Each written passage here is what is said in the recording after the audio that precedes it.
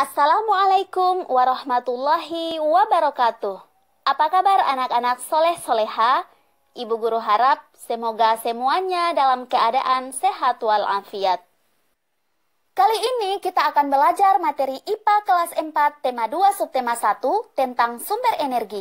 Adapun tujuan materinya, dengan percobaan siswa mampu menjelaskan manfaat energi matahari dalam kehidupan sehari-hari dengan tepat.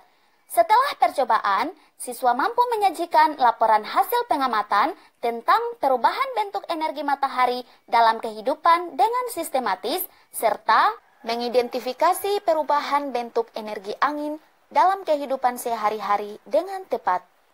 Energi adalah kemampuan untuk melakukan kerja atau usaha. Energi tidak dapat diciptakan atau dimusnahkan, akan tetapi energi dapat mengalami perubahan dari satu bentuk ke bentuk yang lain. Energi dihasilkan oleh sumber energi. Sumber energi merupakan segala sesuatu yang ada di sekitar kita yang dapat menghasilkan energi. Jadi, jika dalam tubuh kita tidak terdapat energi, maka kita akan merasa lemas, lesu, dan tidak dapat melakukan aktivitas kita dengan baik. Sumber energi terbagi menjadi dua, yaitu sumber energi primer dan sumber energi sekunder.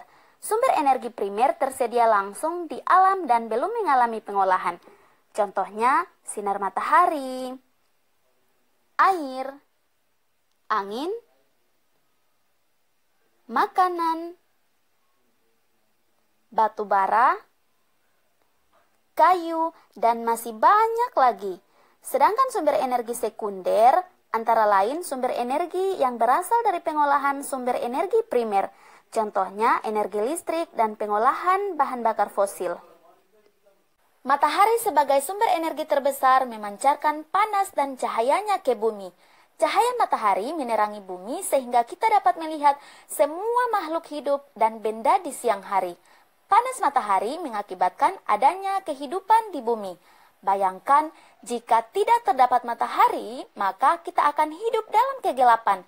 Kita tidak mengenal ayah kita, ibu kita, teman-teman kita, dan lain-lain. Sekarang kita akan mencari tahu apa saja manfaat energi matahari. Jadi, energi cahaya matahari membuat bumi terang pada siang hari. Selain itu, seiring dengan perputaran bumi pada porosnya, matahari membuat terjadinya siang dan malam. Matahari berperan pada proses terjadinya awan hingga terjadi hujan yang membasahi daratan hingga semua tumbuhan di darat dapat bertahan hidup. Air hujan yang tersimpan di tanah juga dimanfaatkan hewan dan manusia untuk keberlangsungan hidupnya. Cahaya dan panas matahari digunakan sebagai sumber energi pada panel surya yang mengubah energi cahaya matahari menjadi energi listrik. Matahari juga berperan pada proses fotosintesis. Fotosintesis adalah proses pembuatan makanan pada tumbuhan, sehingga semua tumbuhan, baik di darat dan di laut, dapat hidup, berkembang, dan membuat cadangan makanan untuk dikonsumsi oleh hewan dan manusia. Panas matahari mengakibatkan perbedaan suhu udara yang memicu terjadinya angin. Tiupan angin kemudian dapat dimanfaatkan sebagai sumber energi. Matahari berperan pada siklus atau perputaran air hingga terjadi perubahan cuaca yang kita rasakan dalam kehidupan sehari-hari. Contohnya, cuaca mendung, panas, dan hujan. Cahaya matahari di pagi hari juga membantu proses terjadinya vitamin D yang berguna bagi pertumbuhan tulang pada anak-anak. Nah, selain itu, masih banyak sekali peran atau manfaat matahari bagi kehidupan. Tanpa matahari, maka tidak akan terjadi kehidupan di bumi.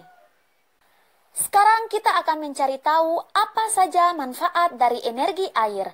Air merupakan salah satu sumber energi yang diperlukan oleh makhluk hidup untuk minum dan membersihkan tubuh. Air bersih diperlukan manusia untuk minum, mandi, dan mencuci. Air juga dimanfaatkan untuk memutar kincir air dan membangkitkan listrik. Tanpa air, maka kita tidak bisa minum, sehingga menyebabkan tubuh kita menjadi sangat kehausan dan lemas, sehingga kita tidak dapat melakukan aktivitas dengan baik. Nah, Selain itu, air juga memiliki manfaat yang sangat banyak bagi kehidupan. Angin adalah salah satu sumber energi yang dapat diperbaharui, artinya selalu tersedia dan tidak akan habis digunakan. Angin dimanfaatkan untuk menghasilkan energi gerak. Angin juga dapat memutar kincir angin, mendorong perahu layar, dan mengeringkan pakaian. Energi angin juga dimanfaatkan untuk menghasilkan listrik. Angin memiliki manfaat bagi penyerbukan tanaman. Angin terjadi karena peran penting dari energi panas matahari. Saat suatu wilayah memiliki suhu udara yang sangat panas dan di wilayah lain bersuhu dingin, maka udara di daerah panas akan naik dan diisi oleh udara dari wilayah bersuhu dingin. Pergerakan udara ini kemudian disebut sebagai angin. Angin memiliki banyak peranan dalam kehidupan. Pada proses hujan, angin membawa awan-awan bergerak ke berbagai wilayah di atas daratan, sehingga banyak wilayah akan terhindar dari kekeringan. Angin membantu suhu udara di musim panas menjadi lebih sejuk. Angin juga sangat menyenangkan bagi anak-anak.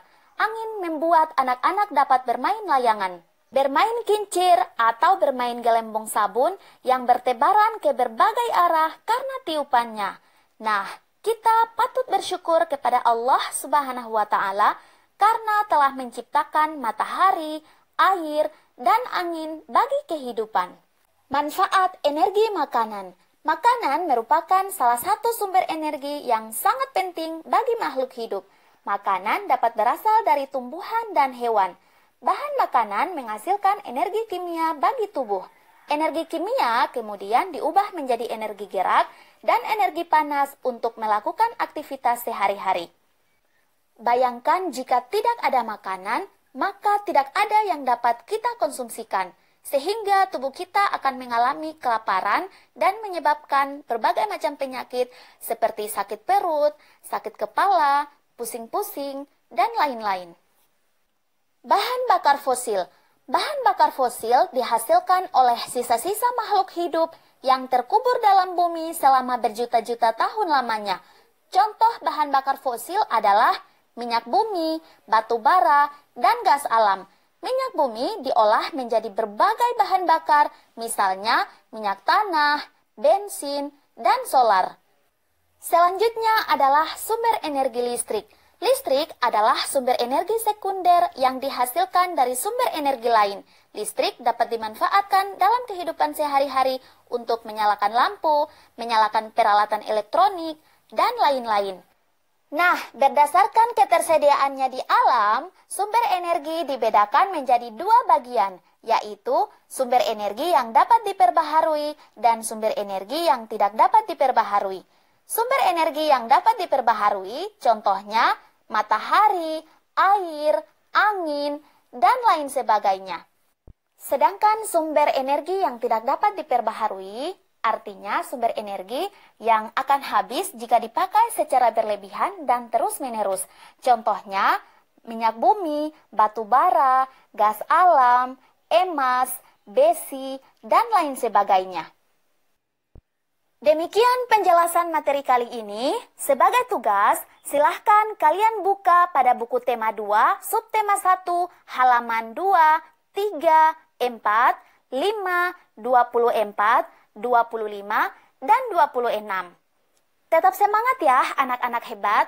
Sampai ketemu pada video-video berikutnya. Wassalamualaikum warahmatullahi wabarakatuh.